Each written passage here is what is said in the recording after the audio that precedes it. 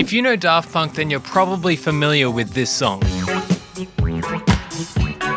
But what if I told you that wasn't actually a Daft Punk song? It was a test. If you already knew that, then that was too good. You win. Go on, you earned it. When I found this out, this kind of blew my mind because the original song already sounds so robotic. So this got me thinking. So if we break down the first main section, I've got this sample here. This is from the original song. I've looped it over, done a bit of processing, and then over in this section, I've just added a kick and a clap, and that's it.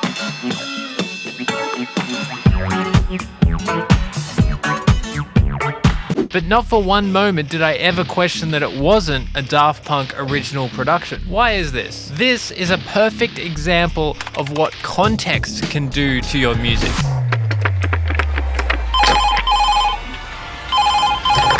But what do you mean by context? Okay, bear with me for a moment. When we meet someone new, we usually introduce ourselves, right? We might talk about our interests or where we grew up. If you were to open up a novel, the exact same thing happens. You get introduced to the characters' backgrounds, and in the really gripping stories, things start to get foreshadowed for what's going to happen later on. Now, music is the same, but we create our story with sounds instead. There's a lot of S's in that sentence. Putting this into perspective for this Daft Punk track, these two songs at the start are almost identical, but they feel completely different. The difference is the context, which is the environment, the storytelling, and background information. And if we listen to the first 20 seconds or so of this Daft Punk track, you can see what I mean. Now, this intro convinces us that this is in fact a Daft Punk track. I wouldn't hear this anywhere else. It's incredibly unique to what we know as Daft Punk. So this intro is taking it from that late 70s funk environment and transposing it into this futuristic Daft Punk environment. Even though they've barely changed the sample, it makes us think of it from a completely different perspective. Now, this is good storytelling because our Daft Punk intro is essentially foreshadowing what's going to happen later on in the song. And this is kind of what the intro is for. The first couple of seconds of any song describe a hell of a lot about what the song is going to be. Let's play a game. I've chosen some songs from my library at random. We're going to listen to the intros and talk about some of the characteristics. Okay, so I already know that this is going to be a piano house track. They're very sort of uplifting and energetic chords. So these first 5 seconds have already described a lot about what the track is going to do. So this starts off with this really creepy and scary environment. We know straight off the bat that this is going to be like gritty and dark. Yeah.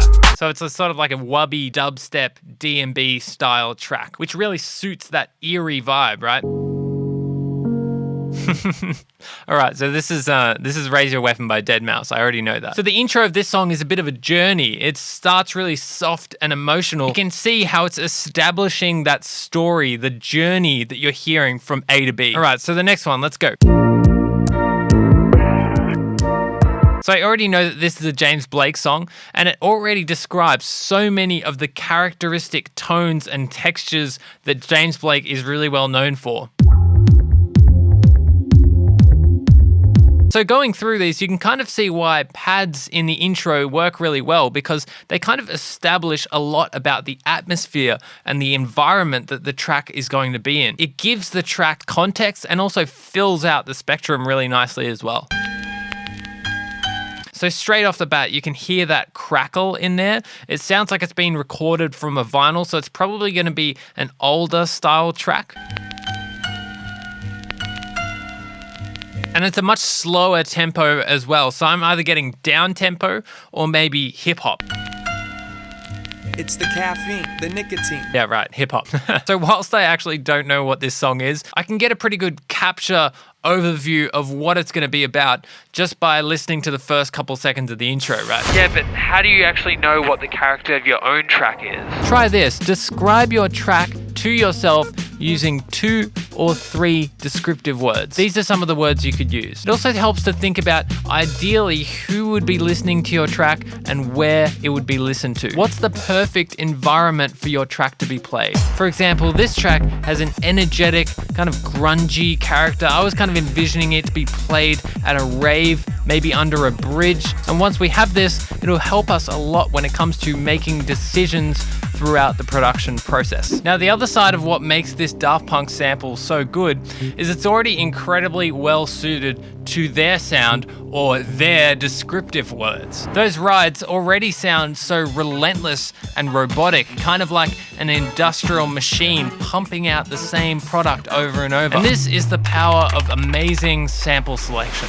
So sample selection is kind of like baking a cake. If you're trying to make a chocolate cake, then then don't put an onion in there. Just don't do it. We want to use complementary ingredients that all work together. Seems simple enough? So it's all about carefully choosing the right ingredients. And we do that using the descriptive words that we defined earlier. So for me, let's say I wanted something with a distorted and metallic edge to it. As long as all your sounds or samples fit with that description, then hopefully they should fit together as well. Another good challenge is trying to make a loop with the least amount of processing as you possibly can. And this will force you to carefully choose your sounds. So now we've got our sample selection down. The next step is making catchy melodies. So if you want to learn how to make catchy melodies, you should check out this video here. Thanks for watching.